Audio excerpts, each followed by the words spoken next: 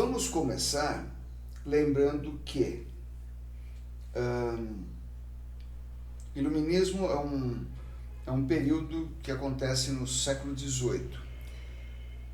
Mas na história, a gente divide as coisas em períodos, em datas, em épocas e tal, para ficar mais fácil na hora de dar aula, para botar o título do capítulo do livro e tal. Porque as coisas não são separadinhas assim.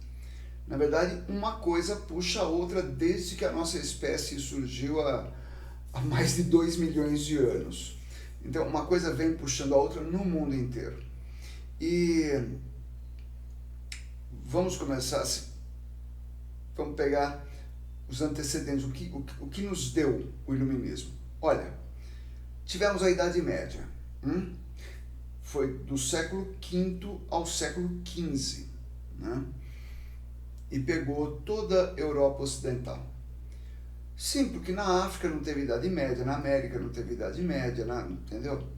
Isso é a história ocidental. Então nós tivemos a Idade Média, que já virou até piada a gente dizer, foram do século V ao século XV, foram 1000 anos de trevas. Isso já virou até piada. Não foram anos de trevas. Quem disse que foram anos de trevas? Os que vieram depois, né? E disseram, lá era ruim, agora aqui é que é bom. Né? E vamos nos lembrar, eu estou começando da Idade Média justamente porque ela tem esse apelido injusto de Idade das Trevas, e a gente vai caminhar das trevas à iluminação.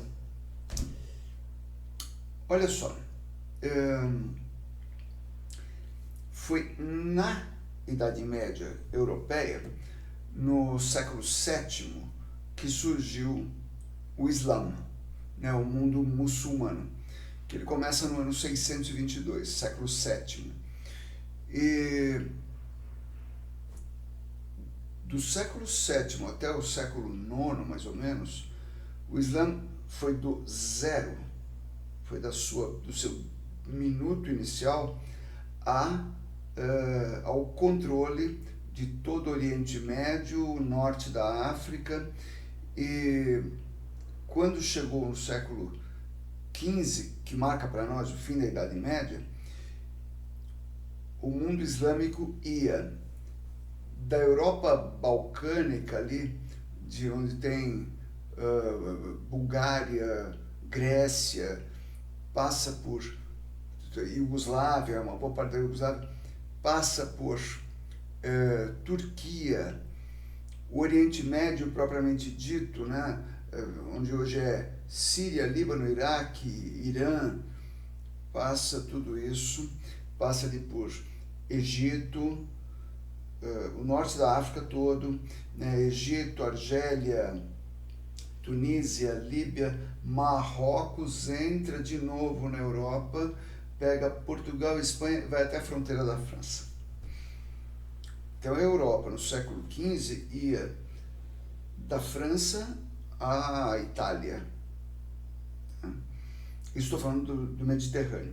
Do outro lado do Mediterrâneo só tinha muçulmano. Por que os muçulmanos estavam muito mais avançados do que os europeus? Porque havia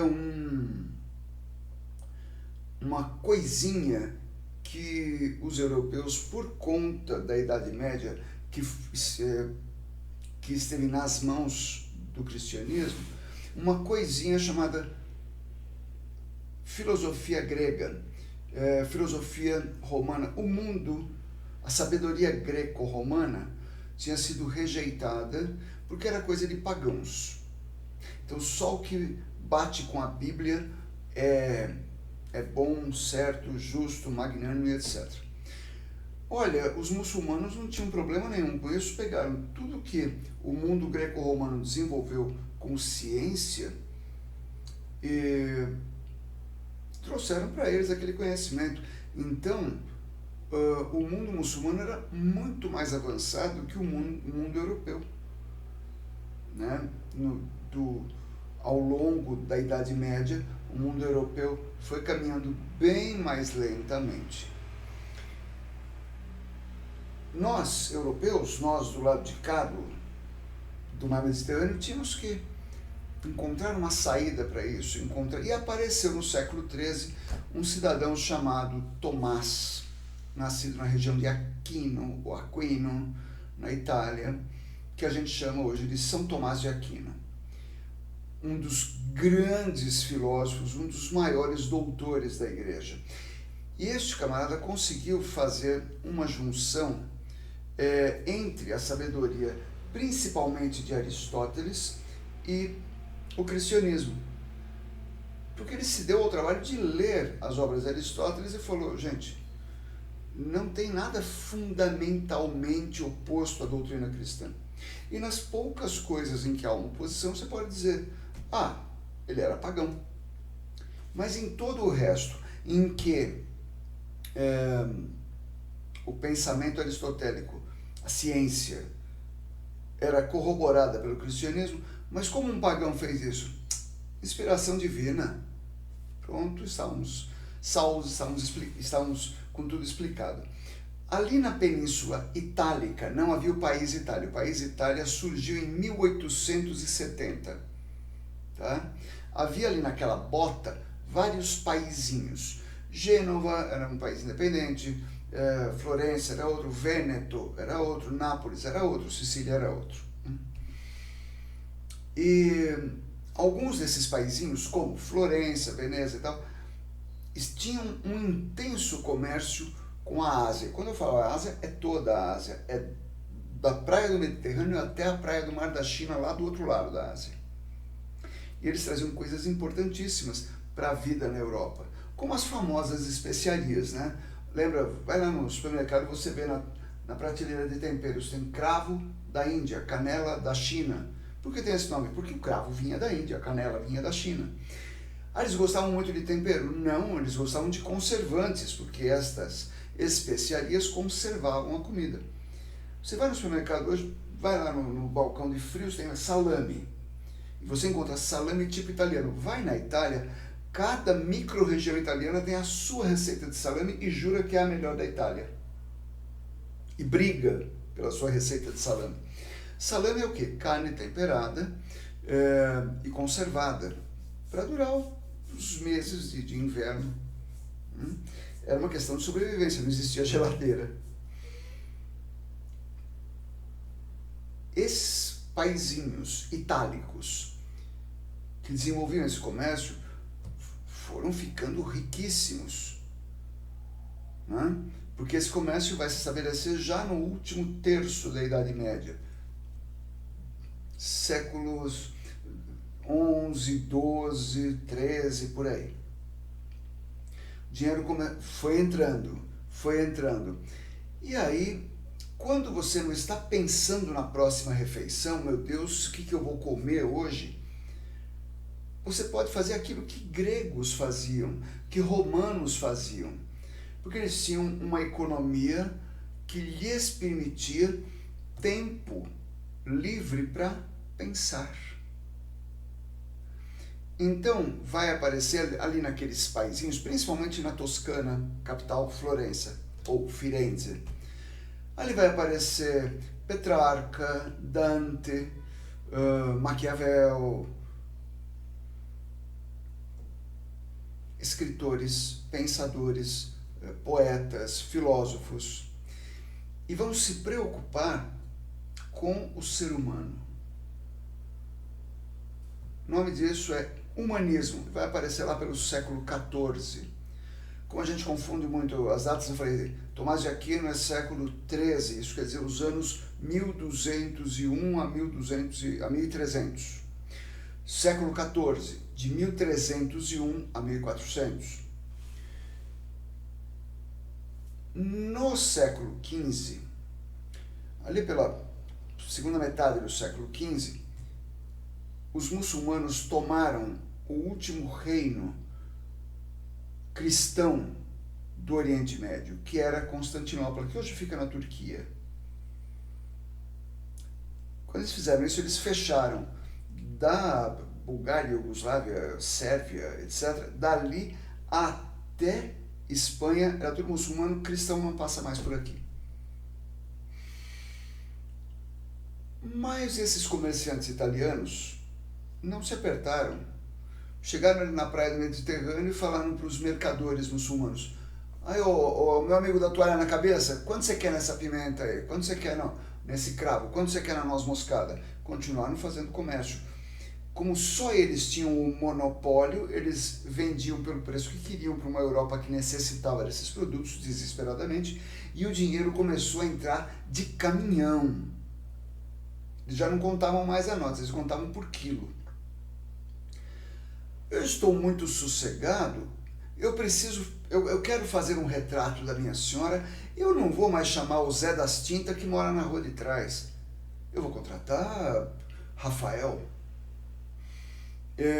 Eu quero fazer um desenho aqui das muralhas da cidade, porque do jeito que está é impossível. Ok, não vou mais ligar para o Maneco Pedreiro. Eu vou contratar Michelangelo. Porque eu quero construir uma catedral. O Pedrinho das igrejas, deixa ele para lá, vou contratar Brunelleschi para me construir uma catedral. Estão reconhecendo os nomes? Rafael, Michelangelo, Leonardo, Donatello, só falta o Rato Splinter. Não são as tartarugas ninjas. Esse é o momento do renascimento. Aquele dinheiro do humanismo que se multiplicou muito, pega carona, aquela ideia do humanismo, pega carona nessa fortuna imensa que apareceu na Itália e vira o renascimento. Renascimento do quê? Grécia, Roma. Vamos renascer arquitetura, artes plásticas, teatro, literatura, tudo que a gente puder. Principalmente ciência. Aí vem o rigor científico. Porque tal coisa é assim. Por quê? Por que tal coisa é assim? Por causa disso. Está aqui a conta. A Terra gira em torno do Sol e não ao contrário. Quem disse isso? Está aqui. A Terra é redonda. Opa, como é que você está estudando esse chute? Não é chute, está aqui a experiência que eu fiz. Esse rigor científico, por exemplo, vai aparecer na pintura dos pintores renascentistas, que eles examinavam cadáver. Era proibido pela igreja. Mas eles davam uma grana para o coveiro, ele tirava o corpo do recém-morto, eles abriam o cadáver para ver como era feito o feixe de músculos, como era feita a constituição óssea do rosto. Por isso que a pintura renascentista e a escultura renascentista é de tão boa qualidade, porque eles estudavam. Foi aí que a artista começou a assinar suas obras, foi aí que a artista foi deixando de ser peão de obra. Sim, quem trabalhava com as mãos, pintores e escultores incluídos, tinham o status que hoje tem um pedreiro. Que é uma profissão. Sim, a gente dá uma profissão digna como qualquer outra. Estou falando de status. Porque um pedreiro ganha, aliás, muito bem. Pedreiro, se ele souber administrar o trabalho dele, ele vai ficar rico. Mas estou falando de status social. Por isso que os mestres do Renascimento diziam: você é pintor? Calma lá. Eu sou pintor, botânico, astrônomo, astrólogo, médico, biólogo, porque eu quero respeito. Tá?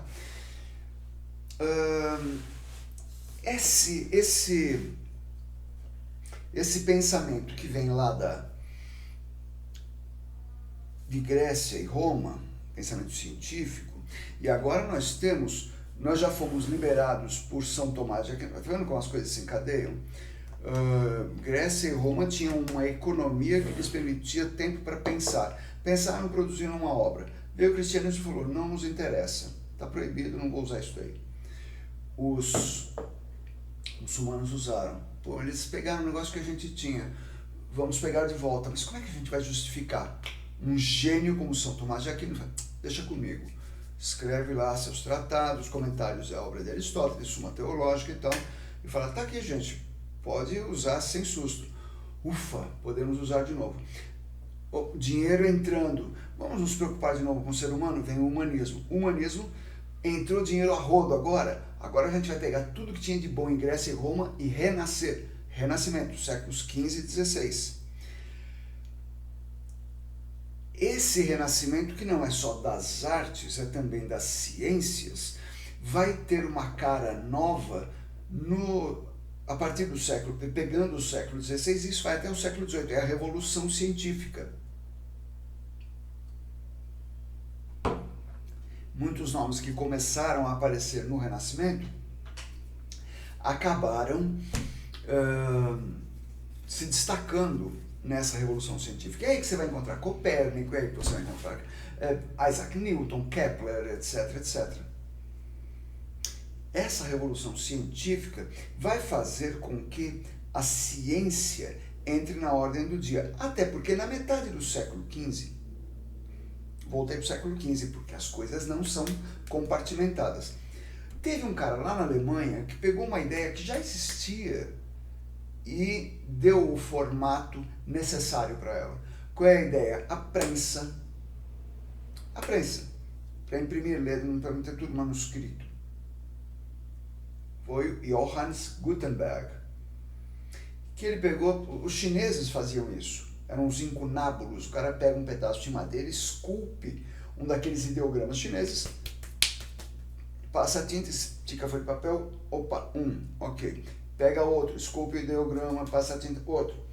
Só que isso não durava muito, isso desgastava logo. Imagina você fazer um livro inteiro, não dá certo. Gutenberg fala, e se eu fizesse negócio de metal?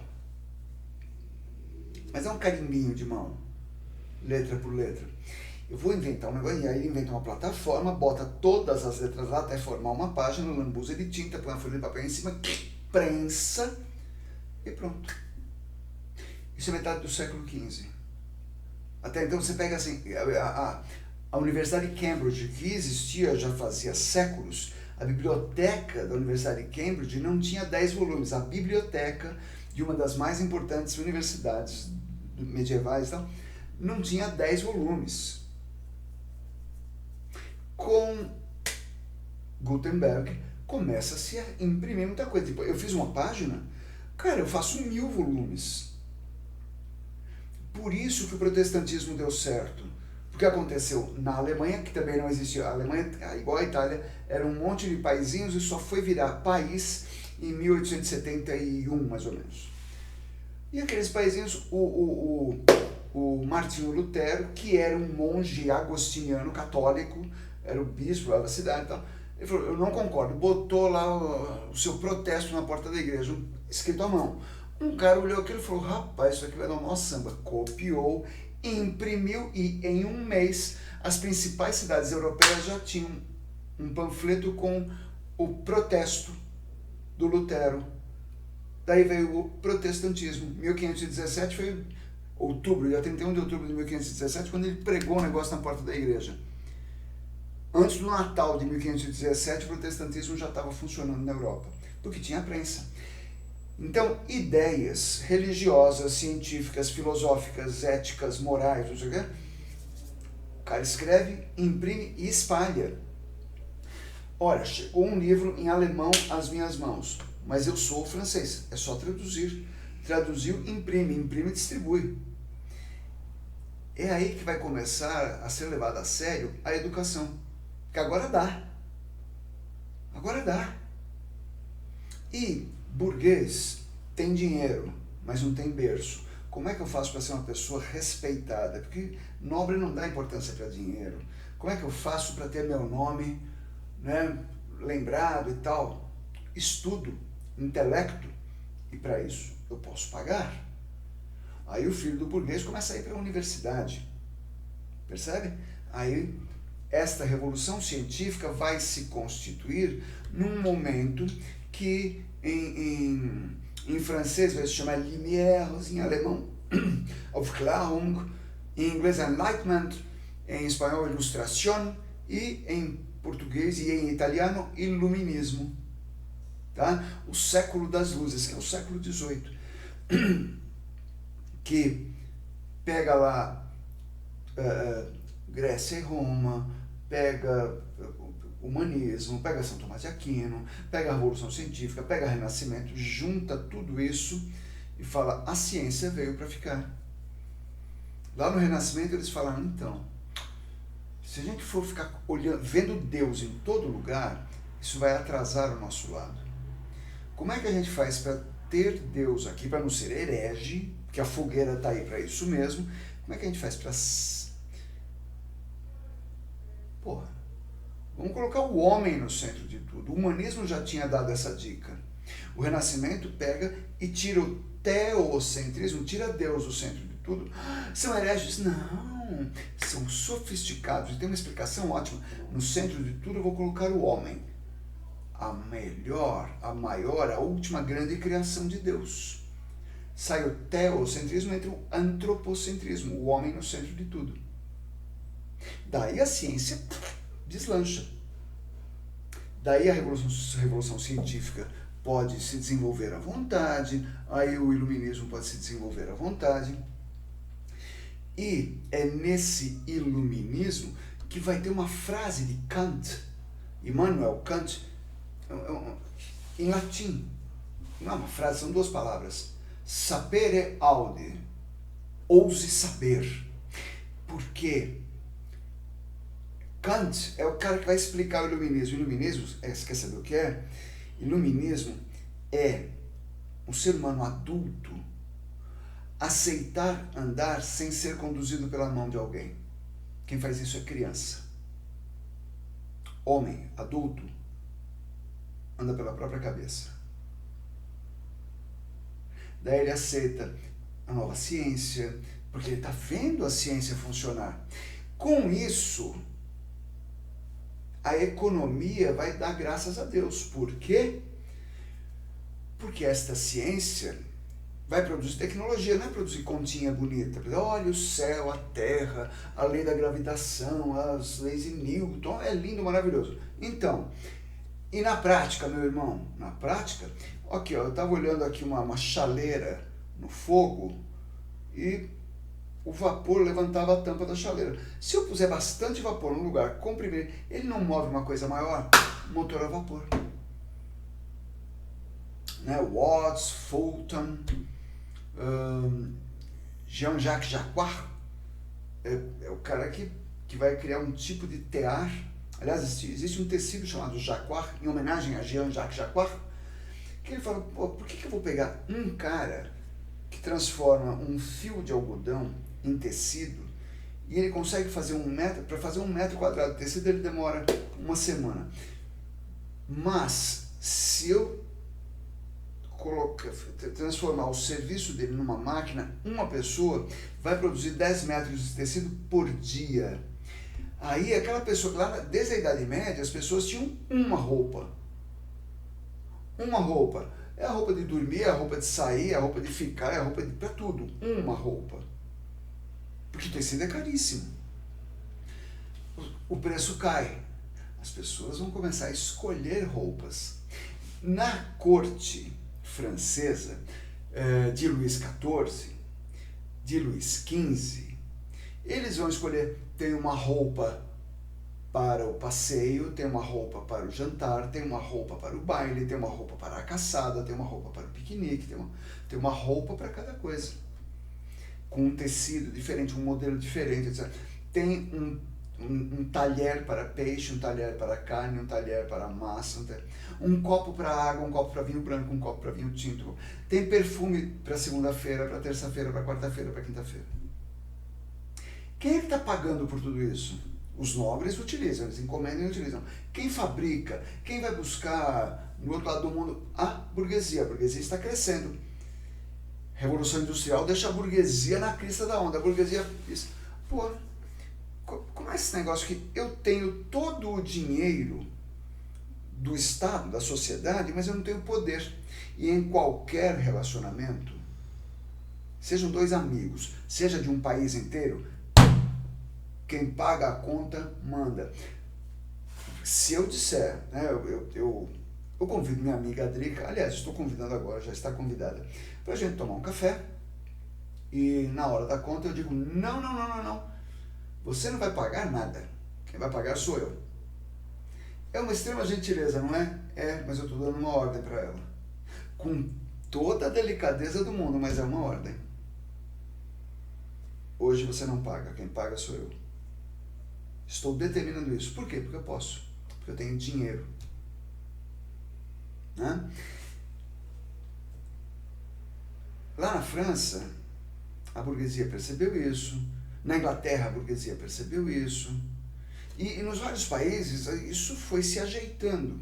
Lá nos Estados Unidos, a burguesia, que é só o que eles tinham por lá, não tinham nobreza nos Estados Unidos, eles falaram, escuta, por que mesmo que a gente tem que trabalhar aqui, construir riqueza aqui na América e mandar grana para a Inglaterra? Alguém, assim, por que mesmo que isso está acontecendo? Porque o rei está lá e o Kiko... Quer saber? Majestade, valeu, um abraço, vá para o meio do inferno, isso aqui agora é um país independente. Pronto. É a guerra de independência dos Estados Unidos, 1776. E de repente os caras venceram a maior potência militar da época. Você fala, meu Deus, isso era inédito?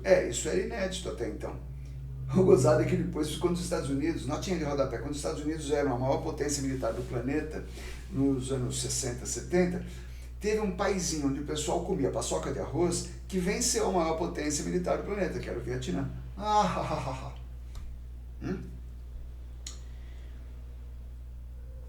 Epa, peraí. A França, a burguesia francesa, vocês viram que aqueles caras, nenhum deles era nobre. Eles eram que nem a gente. A gente não precisa de nobre. Mas espera aí, a gente não vivia a época do absolutismo monárquico? O rei está no trono porque Deus mandou. Deus não protegeu o rei da Inglaterra? Isso me deu ideias. 14 de julho de 1789, fim da Idade Moderna, começo da Idade Contemporânea. A burguesia toma o poder na França. Todos os países da Europa disseram, Aliás, fizeram uma guerra contra a França para tirar a burguesia do poder e perderam. Porque os burgueses, a partir de então, sabiam por que estavam lutando. Eu estou lutando pelo meu país, não é pelo rei. É pelo meu país, pela França, pelos meus negócios, pela minha família, etc, etc. Isso vai mudar, cara, do mundo. Em 1791, no Haiti, os escravos falaram, deixa eu ver se eu entendi. Então, se eu achar que sou governado por uma tirania, eu posso posso me livrar da tirania. Foi isso que os franceses fizeram. Por que mesmo que a gente tem que obedecer à França? Bingo! O Haiti faz uma revolução bastante sangrenta e se torna a primeira república negra do continente americano. Isso vai inspirar os nossos hermanitos aqui de Latinoamérica, Bolívar, Bernardo O'Higgins, San Martín, que hoje viraram taça de futebol, né? Os libertadores da América. E eu estou feliz até agora pelo meu Palmeiras ter ganho. Essas liberdades todas influenciaram a Inconfidência Mineira. O Brasil acabou sendo o último aqui da parada, porque a gente teve um negócio único também. O príncipe herdeiro do país deu um golpe no próprio pai, aconselhou o pai. Vocês lembram que o Dom João VI falou, Pedro, eu estou precisando ir para Portugal, se o Brasil precisar ficar independente, que seja você que me há de respeitar. Pronto, aí está. Iluminismo, renascimento, humanismo. Espero ter ajudado. Qualquer coisa, a gente volta a conversar, ok? Obrigado. Beijos e abraços generalizados.